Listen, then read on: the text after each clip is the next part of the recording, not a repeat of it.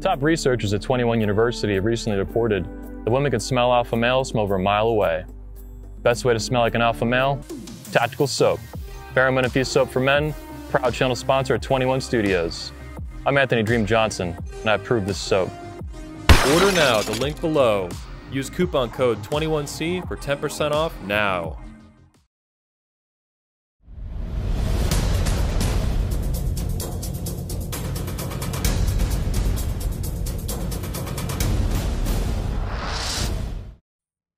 George Bruno with the 21 Report in Orlando, Florida. We're talking now with Hunter Drew from thefamilyalpha.com. So far, what is your impression of the 21 convention this year? It's pretty incredible to see where Anthony's brought it, especially from last year, which was my first year here, and to see the upgrades he's made has been incredible. Yeah, it's everything. It's a fine-oiled machine. It truly is to see the staff, everything's streamlined. You get to see anything, any hiccups, any delays, any issues with anything throughout the entire process. And for the amount of moving parts we have going on, it's really impressive what he's done here. Yeah, I'm very impressed. Well, you just got whisked off stage, and now we're in the studio. And what is your main message to men? And you have this book called 31 Days to Masculinity. It's a powerful book, powerful content. For our listener, and for the people who would never make it physically to the conference here, sum up this book and sum up your message in just a couple minutes. So the message between the book and the speech coincided beautifully. It's all about doing the work. It's about recognizing that you have to take action. Everybody wants change. Everybody wants to improve their lives. Everybody wants to say, I want to go to that next level. I deserve more. Something is missing in my life. But how do you get to that? How do you reach that level? So with the book, I came up with 31 days. I did that March 2017, myself and a bunch of men. For 31 days straight, we challenged ourselves physically, mentally, and spiritually. We started facing those questions, asking yourself, what are you avoiding? What is that one thing you're not doing that you don't want to face? Maybe it's getting rid of a family member that's very toxic to you. Maybe it's recognizing that you have an addiction to something and you're afraid of removing it because what are you without the thing that you love? Maybe it's recognizing you've got to find comfort in discomfort. So the speech I gave this year was focused on exactly that. It's about doing the work. So the title of the speech was The Flame of Freedom, because I'm recognizing that if men in this conference do the work, then the men around them in their lives will do the same. They'll see the example those men set. So with this, and the same thing with 21 Convention, it's about getting you to the starting point of owning the rest of your life. After this speech, after the 21 Convention, that's not the end. You didn't make it. That's not where you're at. We're at the end goal, and now we're there. That's not it at all. Now you go home. Now you start your race. Now you start to find out who you are. So this is the 31 days build you up to get rid of all the conformist bullshit that's been put onto you. All the behaviors you're told. You're trying to be the guy you think people will like instead of the man that you are. So once you strip all that away, and after this speech and after the 21 Convention, strip all that away and find out who are you, where do you want to go, how do you get there, and you do the work. And that was pretty much how they tie together. That seems to be a common theme with the convention, do the work. 3 simple words. Elaborate on that a little bit. So when you look at men who are saying, I want to be more attractive, I want to be confident. Well, you're not confident if you have to wear a shirt at the beach. You're not confident if when you're walking with your friends and you're realizing they can do things and they're going places, they're going on dates with their wife hiking. They're bringing their children out climbing. You can't do that. You act like it's okay. You smile, I don't want to do those things, that's all right. But on the inside, you do. On the inside, something is wrong, and you're not experiencing the full life that you could if you were able to do all those things. And it's not just physique, it's not just aesthetics, it's not just trying to look good naked. It's also masterminding the mindset of I am a winner. I'm somebody that's going to go out there, and I'm going to do what I want to do. I'm going to own it. And you realize when you stop being the man you think people want you to be, and instead you reclaim yourself, it's like in the land of conformity, authenticity reigns king. You reclaim that aspect of yourself. But you can only get that by doing the work, by asking those very difficult questions of what is it that I'm avoiding? What are the hard things I don't want to do? Yeah. What are the excuses I'm making as to why I'm not where I want to be? Everybody has the life they deserve, because if you deserve more, you would have it. There's no reason they wouldn't. Comfort and discomfort. I'm writing down little phrases. What does that mean? It's along the lines of embrace the suck. Lifting weights is hard. Find comfort in that. Going out, challenging, removing your phone, taking away those very comforts that make you weak. You no longer appreciate a comfortable bed if that's all you sleep in. But after one night of camping, sleeping on the ground, you're going to love that bed. Get rid of your hot showers for 2 weeks. Everybody makes fun of the hot shower thing. But once you get out there, like I said, if you go camping or something like that, if you challenge yourself to get off your phone for a full day, you'll appreciate the access you have. You control the world in your hand. So instead of wasting it on cat videos, you realize this is a tool. This is a tool that can bring me to greater heights. So when you strip away, I call it intentional discomfort, but you make yourself feel things that are uncomfortable, that way you appreciate the things that are comfortable. And then you just find to be comfortable when it sucks. Life is hard. That reminds me of a thing that I used to teach in the 70s, and it was a phrase we used to call constructive discontent, and that's purposely making yourself a little uncomfortable, putting yourself in situations that you wouldn't normally be in, even if it's just one click at a time. And the metric might be speaking in front of a group of 5 people, then 10 people, then 20 people. Next thing you know, you're teaching at a conference. Owning your life.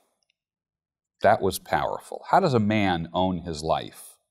He starts by finding out who he is as a man. I knew from a very early age I wanted children. I knew I wanted to start the family. I knew I wanted to drive that point home and I wanted to go forward with that.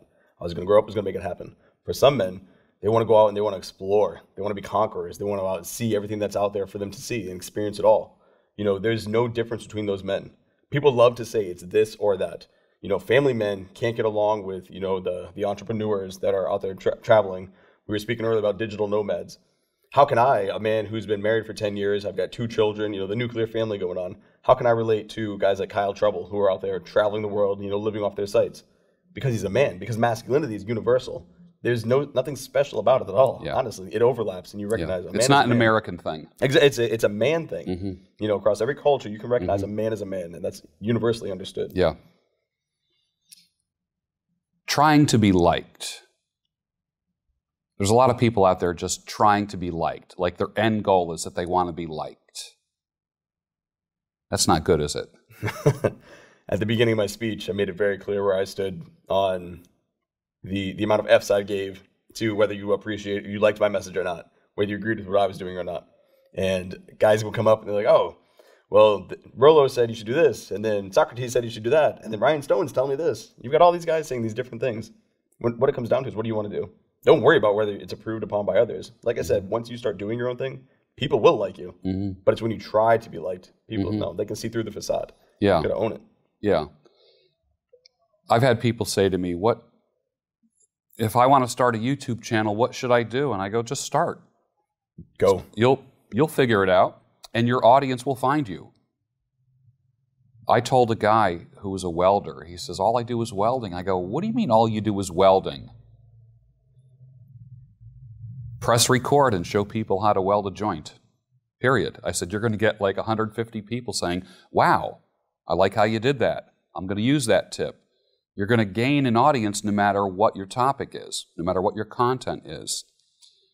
Do you think that there is a lack of masculine teaching in the world right now? Like someone said to me, a critic, a hater, why would you need to teach someone about masculinity? They thought it was kind of fraudulent. Why do we need to teach somebody about masculinity? People love to chop others down. People love to think that their world is the only world. Yeah.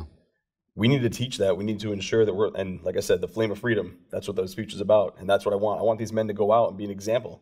People are going to follow your example, not your advice. There are many people out there who don't have that. There are no examples of what it is to live freely. When you start doing that, it breaks the shackles off them. It allows them to go out and like, oh man, look at you. You're doing this. Why can't I do this? If I start a website, why can't the guys around me start a website? Like you said, you just have to start. My life motto, the motto of the Family Alpha is acta non verba, which is deeds, not words. It's great to say, I want to start a business. I want to do something greater with my life. It's a lot different to actually do it. But when you see other people do it, you realize, oh, it's okay.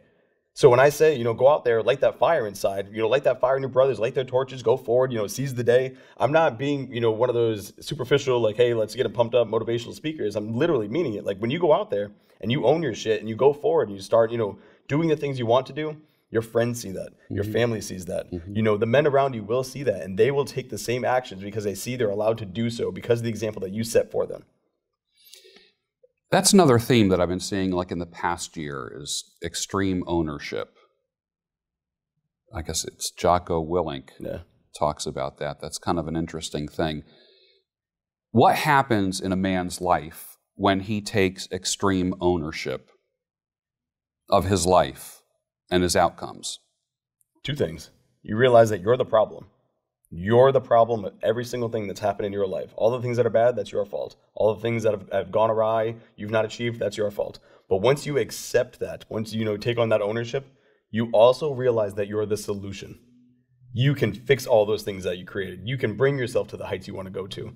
You are the problem, but you are also the solution. Once you own the one, the inverse is also true. You recognize, wow, if I caused this, I can fix this. If I got myself here, I can bring myself there. And nothing can stop me except me, because I am the solution to this problem, because I was the one who made that problem. We just almost went full circle. We just went right back to my first question. What does comfort and discomfort mean? So when you realize that you are the problem, that makes people uncomfortable. What does that guy need to do? Now that you told him that he's the solution, he's like scratching his head and he's thinking, really? He might not believe that. How can that guy believe that he is the solution to his problem? You've got to look within and recognize, what is the alternative? What is the other option? What is the other choice to that? Is somebody else going to fix it? There's no Hunter Drew that's going to show up and be like, hey, let's go get after this. It's on you. If you're watching this video, if you're listening to these conversations, if you're at the point where you're interested in this, or somehow you found your way to this video and this discussion, there's a reason for that. So what are you going to do with it? It's not enough to just watch a video. It's not enough to read, 31 DTM or read 1,000 books. That makes you a very well-read man. It doesn't change your life. It is uncomfortable. It does suck, but you're here. So what are you going to do with it? Like, honestly, what is the alternative? You sit there and you go another day saying, oh, I'm going to absorb a bunch of content. Tomorrow I'm going to start. I'm going to watch a workout video tomorrow. I'm going to get pumped up. And then you watch the video, but you don't do the work. There is no alternative to just accepting you have to do the work. You've got to take the action, or nothing is going to change. I'm all pumped up now. I was interviewing someone yesterday, and I asked them to talk to the flabby guy on the couch who's getting ready to crack open his 6th beer. There's half of a Domino's pizza left on the coffee table, and he's ready to grab another piece of pizza with Doritos encrusted fingers. And I said to, I believe it was Hypnotica, I said, speak to the guy on the couch right now. The words out of his mouth were, you're going to die on that couch. It's very direct, very clear. Just like, no BS. So I'm going to ask you, that same guy is watching this because he's now addicted to these interviews. What do you have to say to him? It's time, man. If you're here and you're watching these, again, there's a reason. It's time for you to recognize you're not going to get another opportunity to have this day. You're not going to get another opportunity to have this moment. I get we watch a lot of videos. There's so much going on through social media that you think this is just another conversation. But listen to what I'm saying. You have right now to make a change in your life. If you don't change it today, if you don't really step away from this screen once you put it down and recognize, hey, I have to own myself. I've got to create the man I want to become, because if I don't, he's going to go away. And time is running out. Whether you're married, divorced, whatever your past is, who you were doesn't dictate who you are. What you've done doesn't dictate where you go. Everything you do is on what the decision you make based off this action right now. When you get off your phone right now, off your laptop, whatever you're doing watching this fantastic interview, once this is over, you've got work to do. And if you don't do it, then you don't really want it. You don't want the change you keep saying you want. You don't deserve the life that you say you deserve. That only comes from the men who are willing to do the work. And if you're not willing to do the work, you don't deserve it. You have to stop telling yourself you're the hero of this story. You have to stop watching the movies saying, I'm going to be like Rambo. I'm going to be like the hero. I'm going to be the guy who comes to save the day, because you have the opportunity right now to save the day in your life. You're watching the video and it's coming down to you to save the day. What are you going to do? Are you just going to watch another video, go to the next interview, you're going to do the next thing? Or are you going to actually be that man? Prove to yourself that you are that man and do it. Just get up and do whatever it is you need to do. Take one step. And it's going to be hard. But that success begets success. Do one thing. then you'll do two things. And you'll keep going forward. You'll find yourself looking back saying, thank God I saw that video because it changed my life forever. And I'm never going back to who I was before. That's powerful. It reminds me of Dr. Jordan Peterson, 12 Rules for Life. And when I read it, it was very simplistic, but it punched me in the face. His first rule was what? Make your bed. Like what? Make your bed. That's the first thing you have control over in the morning. The first disorder, the first chaos that you can create order out of is make your damn bed. What is the one thing that Mr. Doritos encrusted hands can do? Literally, what can he do? What can he put on the to-do list to do today? The first thing you need to do is stop believing the lie. Stop telling yourself the lie that you're okay. If you're watching this, there's something wrong. You don't want to talk about it. You don't want to face it. There's something wrong, though. You got to stop looking around. You got to stop thinking that somebody else. It's okay as long as you numb it with social media. You can numb it with your beer, your drugs. You can numb it with whatever addiction that you have, video games, getting away from the world. But you have to face it. That's step one. Stop avoiding that one thing that you know is an anchor to your soul. America's got talent, and its name is Hunter Drew with thefamilyalpha.com. This is George Bruno from the 21 Report. Thank you. Thank you.